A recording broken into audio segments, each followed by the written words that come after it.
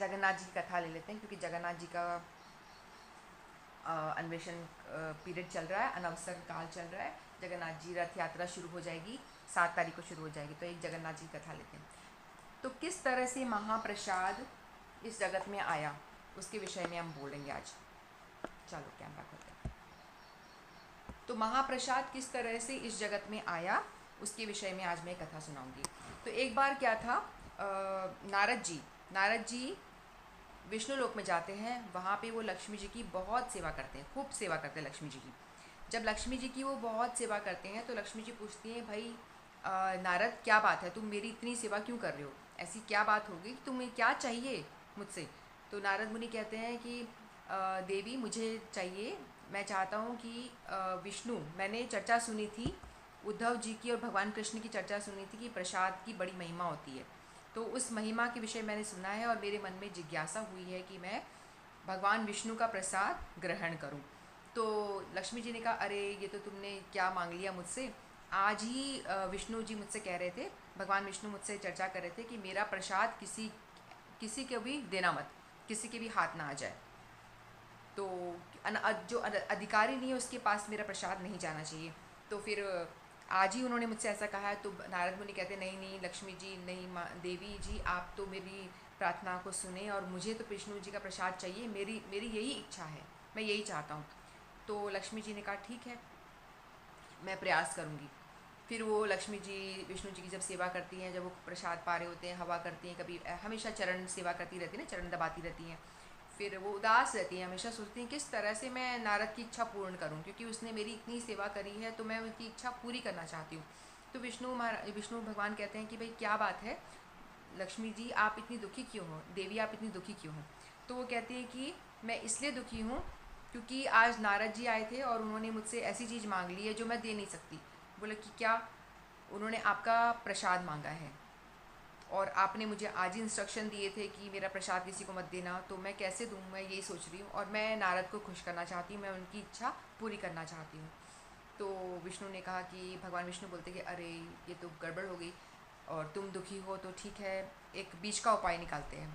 तो बोले कि ऐसा करना, जब मैं प्रसाद पा रहा हूँगा, यदि मेरा ध्यान इधर उधर कभी हो जाए ना, यदि मैं इधर उधर कभी मेरा ध्यान चला जाए तो मेरी थाली फटाफट ले लेना और वो नारद जी को दे देना। तो लक्ष्मी जी कहती ठीक है। तो मतलब आदेश भी मिल गया, भगवान का आदेश भी मिल जाता है कि कैसे प्रसाद मिलेगा। तो जब भी विष्णु भगवान प्रसाद पा रहे होते हैं, खा रहे होते हैं, तो उस टाइम पे लक्ष्मी जी उनको बातों में लगाती हैं और किसी तरह से गरुड़ को बुलाती हैं और उनको बोलते हैं कि भगवान का ध्यान थोड़ा इधर उधर भटका दे।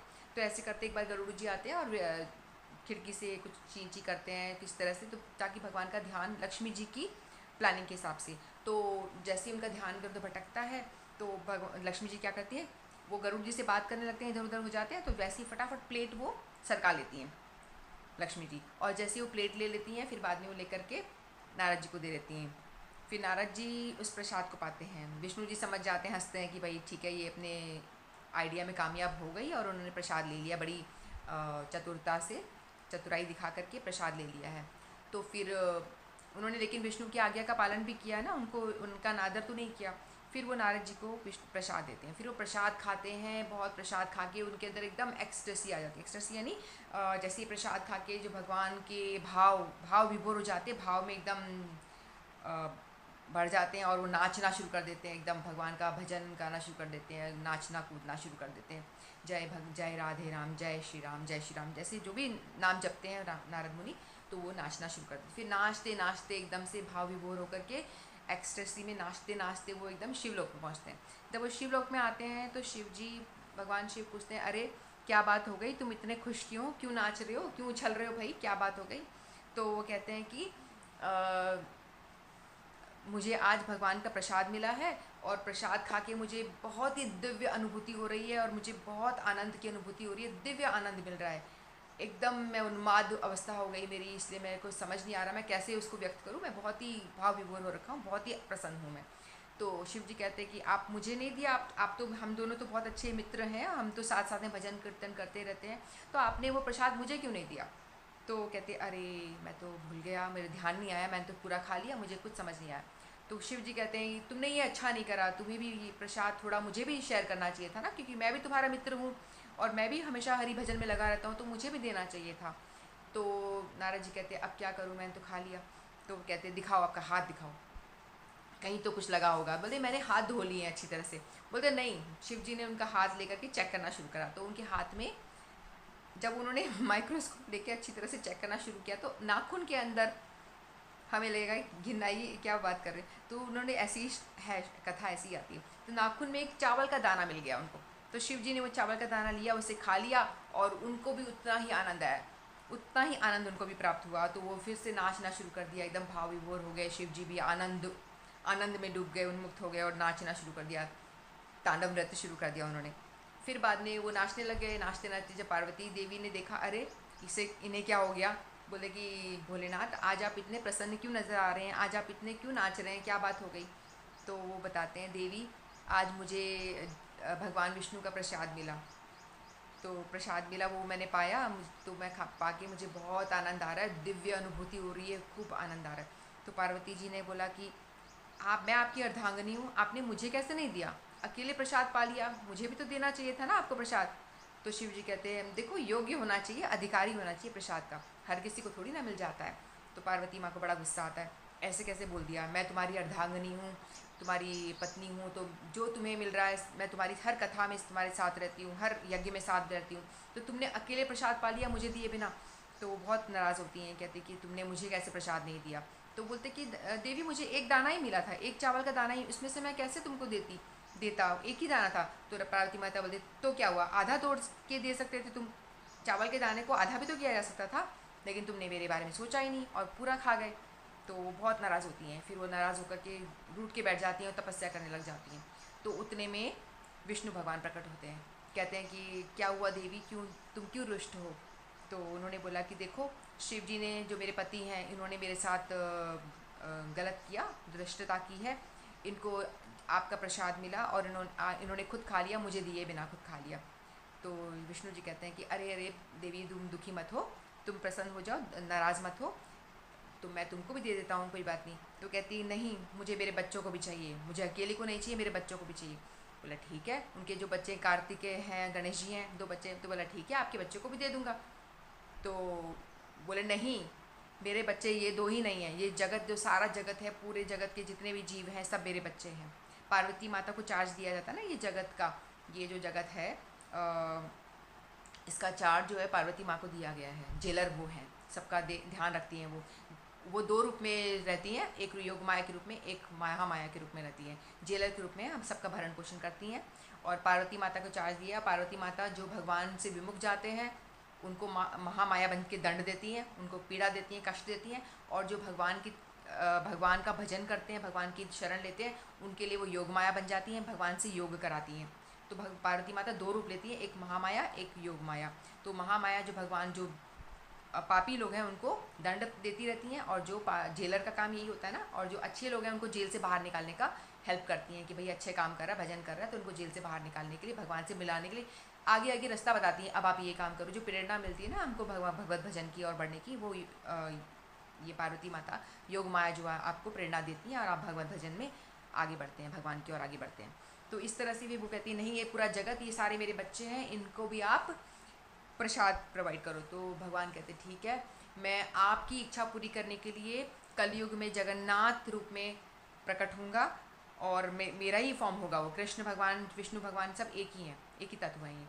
तो बोलते हैं जगन्नाथ जो रूप होगा ये मेरा ही रूप होगा, और आप चाहते हैं कि पूरा जगत को मैं प्रसाद रूप में उपलब्ध हो जाऊं, तो फिर भगवान ने अन्न यानी ब्रह्म भगवान अन्न रूप में प्रकट हो गए थे, और जगन्नाथ जी का प्रसाद की बहुत महिमा है। फिर इसीलिए भगवान वहाँ पे प्रकट हुए हैं, वहाँ पे पूरे दिन प्रसाद वितरण होता रहता है, पूरे दिन। तो जैसे ही हमने इंद्रदुम्न की कथा भी सुनी थी ना, उन्होंने कहा था, वर मांगे थे, 3 वर मांगे थे ना, एक बेटा ना हो मेरा, आप सो नहीं, जो भी भक्त लोग आए उनको दर्शन प्राप्त हो। तो 3 घंटे ही भगवान सोते हैं, 1 से 3 बजे तक सोते हैं। उस दौरान में भी देवी देवता आके दर्शन करते हैं। भगवान सोते तो भी नहीं है, भगवान की आईलैशेस ही नहीं है, गोल गोल आँखें हैं, तो वो सोएंगे क्या, बंद ही नहीं होती आँखें, फिर भी बस रेस्ट करते हैं। उस दौरान में भी देवी देवता आके दर्शन करते हैं, तो हमेशा उनका दर्शन, मंदिर खुले रहते हैं, पट खुले रहते हैं। और एक बार ये भी मांगा था ना, आप जैसे हाथ धो के उठो, आपके हाथ सूखे भी नहीं, उससे पहले आपको दूसरा भोग आ जाए। फिर आप खाओ और हाथ धो के उठो, दूसरा भोग आ जाए। तो ऐसे ही वहाँ जगन्नाथ टेम्पल में हमेशा भोग आता ही रहता है, कंटिन्यूस भोग की आते ही रहते हैं, भोग बनता है।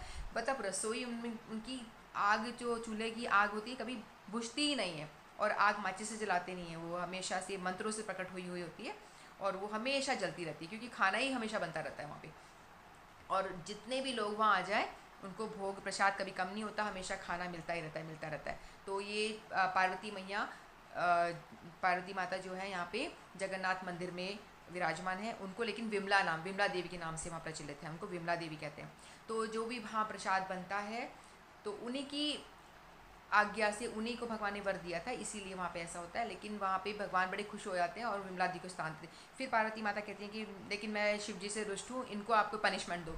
तो भगवान कहते हैं ठीक है, इनको पनिशमेंट अवश्य मिलेगा। तो उनको पनिशमेंट रूप में उन्होंने क्या करा, जो ये जगन्नाथ जी मंदिर का जो परिसर है ना, उसके अंदर बहुत सारी अन्य अन्य देवी देवताओं के और भी बहुत सारे मंदिर हैं, बहुत सारे हैं। तो उसी मंदिर में विमला देवी को स्थान, भगवान के बिल्कुल करीब स्थान मिला। आप लोग कभी जाएंगे तो आप दर्शन कर पाएंगे। जगन्नाथ जी का मंदिर है, उन्हीं के साइड में विमला देवी का टेम्पल आता है, यानी पार्वती माता विमला रूप में उनका नाम है विमला देवी, तो उनका टेम्पल है। तो उसके बाद और शिव जी को पनिशमेंट रूप में ये मिला कि आप मंदिर के दूर जाओ। तो मंदिर के दूर परिसर में कहीं उनका मंदिर बना हुआ है, तो वहाँ पे भी शिव जी का भी बहुत बड़ा मंदिर है, लेकिन वो दूर चले गए, भगवान से दूर, क्योंकि उन्होंने अपना स्वार्थ देखा, अपना खुद खा लिया।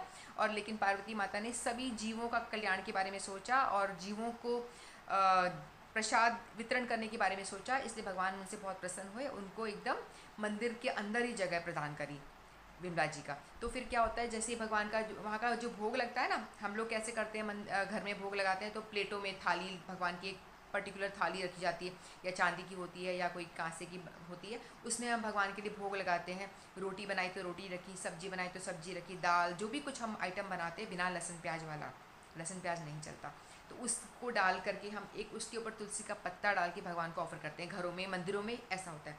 लेकिन जगन्नाथ जी के टेम्पल में ऐसा नहीं होता। वहाँ पता है क्या होता है, वहाँ पे बड़े बड़े हांडों में खाना बनाया जाता है, बड़े बड़े, जो भी खाना बनाया है ना, वो बड़ी बड़े हांडों में, वो सारे के सारे हांडे क्या करते हैं, वो एक ट्रक में रखते हैं, बड़े से ट्रक जैसे मनी मूव करके जाता है, उसमें रखते हैं सब। एक चावल का बड़ा सा हांडी, दाल का सारा हांडी, पूरा का पूरा खाना एज इट इज़ रख देते हैं, और वो सारा ढक देते हैं, उसको एकदम कपड़े से ढक देते हैं कि कोई किसी की दृष्टि ना पड़े। और वहाँ जो भोग बनाते हैं ना, उसकी बड़ी विधि है। उसमें पता है क्या होता है, जैसे हम खाना बनाते हैं तो जो जो व्यक्ति खाना बना रहे होते हैं ना, मेन, उनको पहले खाना खिला देते हैं, तुम खा कर आओ, अच्छे से पेट भरा हो तुम्हारा, तब खाना बनाना। क्योंकि तुम्हारे वो जो कई दफ़ा बनाते बनाते रहता है, वहाँ कितनी अच्छी दाल की खुशबू आ रही है, कितनी सब्जी की खुशबू आ रही है, वो वाला भावना आ जाए तुम्हारा, तो खाना जो जूठा हो जाएगा। तो इसलिए तुम तृप्त रहोगे, तुम्हारा पेट भरा रहेगा ना, तो तुम्हारे अंदर भोग की वो वासना नहीं आएगी कि ये कितना सुंदर स्मेल आ रही है, ऐसा भी नहीं हो। इसलिए पुजारी को, जो खाना बनाने वाला होता है ना, उसको पेट भर देते हैं उसका, फिर वो खाना बनाता है, मुंह पे पट्टी वट्टी बांध के, ऐसा खाना बहुत पवित्रता से बनाया जाता है। फिर वो ऐसे ट्रक के ट्रक लेके जाते हैं, भगवान के आगे रखते हैं, पर्दा वर्दा लगा के एकदम, फिर वो भगवान पूरा का पूरा खाते हैं, बड़े बड़े घड़ों में भगवान भोग लगाते हैं। ये विधि होती है वहाँ पे। तो इस तरह से जगन्नाथ प्रसाद की बड़ी महिमा है। और ऐसा कहते हैं, यदि वो प्रसाद किसी कुत्ते के मुंह में, कुत्ता भी खा रहा है ना, कुत्ते के मुंह से निकाला हुआ प्रसाद भी वो झूठ खराब नहीं होता, उसको भी हम पा सकते हैं, ऐसा कहा गया है। हमारी तो इच्छा नहीं हो पाई खाने की, लेकिन ये सब कुत्ते के मुंह से प्रसाद निकाल के खा सकते हैं, उसकी इतनी महिमा है। तो जब शिव, पार्वती, नारद मुनि जैसे लोग प्रसाद खाने को तड़प रहे हैं, तरस रहे हैं, तो हम लोगों को ये प्रसाद इतनी आसानी से उपलब्ध है, तो हमें इसकी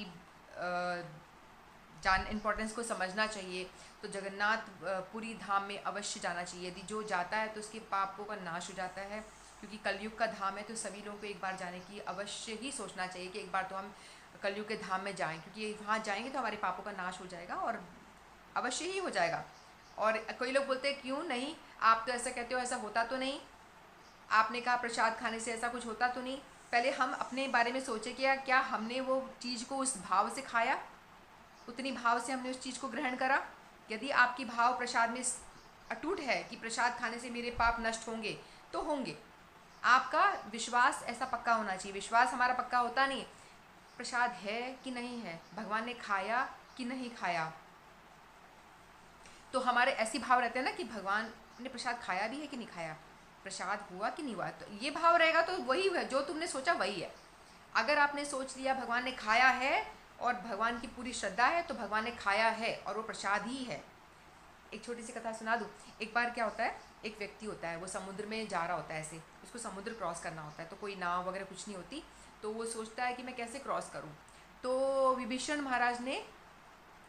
जी ने, शायद मैं गलत ना हो तो ऐसा ही है, तो उन्होंने क्या करा, एक पेपर पे एक मंत्र लिख के दिया। तो उन्होंने बोला कि ये मंत्र लिख के देता हूँ, इसको अगर आप मंत्र को लेकर पॉकेट में रख लेना, बस कुछ नहीं करना, पॉकेट में रख लेना, और आप इस मंत्र को श्रद्धापूर्वक पॉकेट में रखना और सोचना कि ये मंत्र आपको प्रोटेक्ट कर रहा है, ये मंत्र आपको बचा रहा है और आप पानी पे चल पाओगे, समुद्र क्रॉस कर जाओगे। तो उस व्यक्ति ने कहा ठीक है, उसकी पूरी श्रद्धा उस मंत्र पे आ गई कि उस मंत्र में जो लिखा हुआ है वो मुझे प्रोटेक्ट करेगा, वो मुझे पानी पे चलने की सामर्थ्य दे देगा, मैं पानी पे चल करके समुद्र लांग जाऊंगा, क्रॉस कर लूँगा।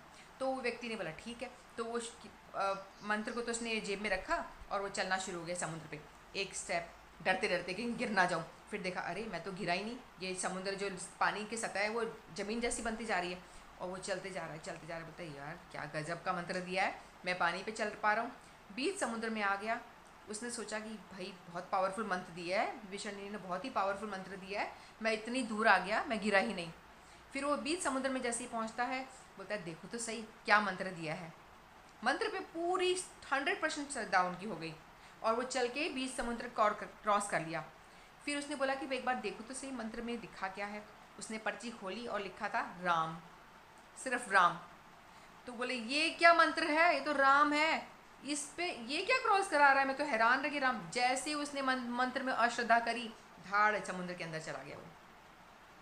तो सारी बात यहाँ पे यही है कि हमारी श्रद्धा की है, हम किस चीज़ पे किस लेवल की श्रद्धा करते हैं। हमारी श्रद्धा यदि किसी एक लकड़ी के टुकड़े में भी अटूट हो जाए ना, तो वो लकड़ी में से भगवान प्रकट हो जाते हैं। तो हमारी मानने की बात है, हमारी श्रद्धा की बात है। हमारी श्रद्धा डगमगाती है, इसलिए हमको लगता है कि चीज़ें हमको रिजल्ट नहीं दे रही है। श्रद्धा हमारी डगमगानी नहीं चाहिए, श्रद्धा अटूट होनी चाहिए। जैसे उन्होंने प्रहलाद महाराज ने कहा क्या तेरे भगवान इस खंबे में है, तो बोलता है हाँ इस खंबे में है। उनकी श्रद्धा अटूट थी, भगवान सब जगह है, खंबे में भी है, इस दीवार में भी है, सब जगह है। उनकी श्रद्धा इतनी थी कि भगवान को खंबे में से प्रकट होना पड़ा, क्योंकि प्रहलाद की श्रद्धा थी कि उसमें है तो है। तो हमारी श्रद्धा उतनी होनी चाहिए। तो हमारी श्रद्धा पे डिपेंड करता है, हमारी श्रद्धा जितनी हम भक्ति करेंगे उतनी हमारी श्रद्धा डीप होती जाएगी, और डीप नहीं होगी तो हमारी भक्ति मतलब हल्की हल्की सी रहेगी। जितनी आप लाइट भक्ति करोगे उतना लाइट आपको रिजल्ट मिलेगा, उतना लाइट आपके जो है आपका जो चित्त है वो क्लीन होगा। जितनी स्ट्रॉन्ग भक्ति करोगे उतने हमारे पाप भी उतने तेज नष्ट होंगे, उतना ही हमारा चित्त जो है वो क्लियर होता जाएगा, जिसपे वो लेयर लगी हुई है पाप, मोह, माया, क्रोध, ईर्ष्या, द्वेष, ये सारी जो लेयर लगी हुई है ना, हज़ारों हज़ारों साल की हमने जो पाल रखी हैं गंदगियाँ, जितनी हम जितनी लेवल की हम भक्ति करेंगे। ये हरि नाम जो होता है ना, ये रबड़ की तरह काम करता है। जैसे एक रबड़ होता है ना, गाढ़ा लिखा होता है, उसको मिटाता है, एक बार मिटाते हैं तो हल्का सा दिखता है, फिर और गाढ़ा गाढ़ा होता है ना, उस तरह से वो हरि नाम जो हमारे चित्त पे लगी हुई जो इतना जो मैल है उसको वो मिटाता है। जितना ज़्यादा हम चैंटिंग करेंगे, जितना ज़्यादा नाम जप करेंगे, भक्ति करेंगे, भगवान से जुड़ेंगे, उतना हमारा हृदय का मैल है वो कटते जाएगा। लेकिन आप कुछ करोगे ही नहीं, बैठे रहोगे, तो करोड़ों जन्मों का मैल जमा हुआ है और जमता जाएगा। लेयर आपकी इतनी है और इतनी इतनी गहरी गहरी गहरी होती जाएगी।